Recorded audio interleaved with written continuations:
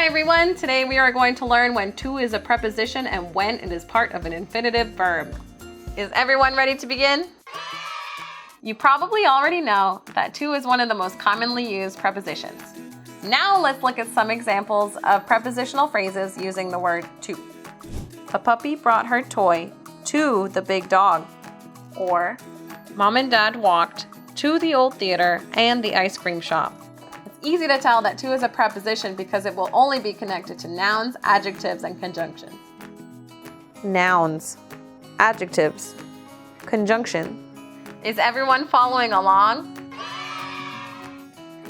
So what does it mean when to is used with a verb? As in the following examples. The cat loves to play. Or, Jimmy wanted to eat candy. It's easy since we know that prepositional phrases never include verbs. The word to cannot be functioning as a preposition in these cases. In fact, it's actually part of the verb. Unconjugated verbs connected to the word to are called infinitive verbs, and you probably use them all the time. So the next time your teacher asks you to identify the prepositional phrase in a sentence, be sure to skip the word to if it's connected with an unconjugated verb. Goodbye everyone, see you next time.